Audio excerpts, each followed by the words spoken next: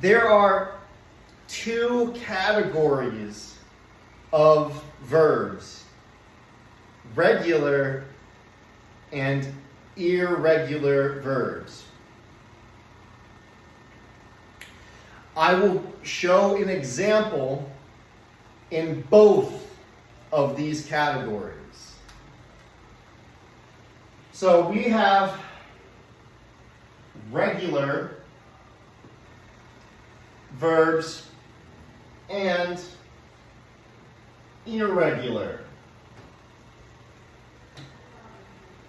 I'm going to abbreviate irregular as IR.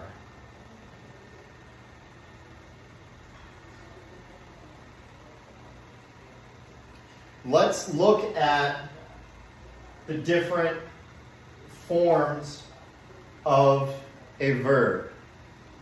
The first form is the infinitive.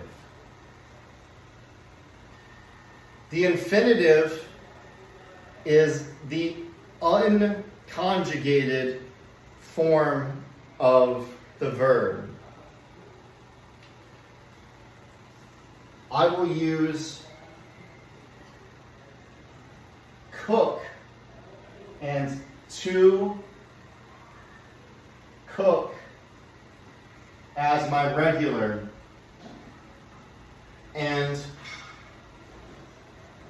to drink as my irregular. You will see that the infinitive has two different words, to and then the natural form of the verb. In Spanish or Portuguese, the infinitive is a word typically that ends with an R. So like cozinhar, cozinhar, or beber, or it's something like that. The next form is the natural form. And I also think of the natural form like the present tense form of the verb. This is the most common form of the verb to see. So for to cook, we have cook. And for to drink, we have drink. Okay. Our next form is our past tense form of the verb. This is where our verbs become different. With regular verbs, we add ed to the end of the verb. Cook becomes cooked. Our irregular verb is a little bit different.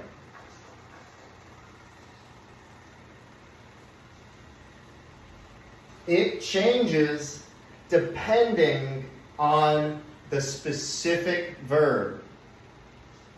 In this case, drink becomes drank. So, cook becomes cooked, and our irregular verb drink becomes drank with an A. Next is our past participle. The past participle is a form of the verb that we use in our perfect tenses, which include present perfect, past perfect, future perfect, present perfect continuous, past perfect continuous, and future perfect continuous. In regular verbs, this is the same as the past form. So, for cooked, it just becomes cooked. I will use this in a sentence as an example. I could say, using the infinitive, I like to cook food. Using the natural form, I cook food. Using the past form, I cooked food. Using the past participle, I have cooked food. When we see the past participle, we oftentimes have the word have or has in front of it. The past participle of drink is drunk. I like to drink water. I drink water. I drank water. And I have drunk water. The last form of the verb that you need to know is the gerund. Gerund, I'm going to write this here.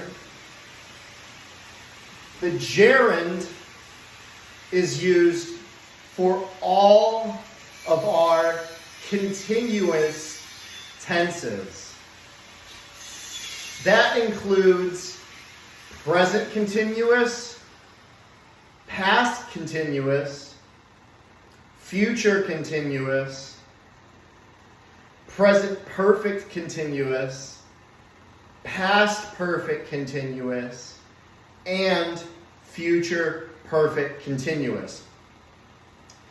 These are the same things as progressive tenses, as they are sometimes called. Like present progressive is the same thing as present continuous. To make our gerund, we normally take the natural form of the verb and we add ing to the end of it. So, for cooked, cook, we would change it to cook-ing.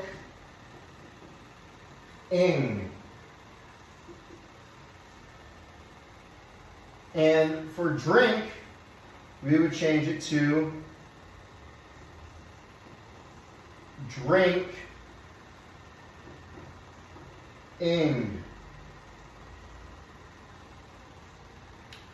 In Spanish and Portuguese,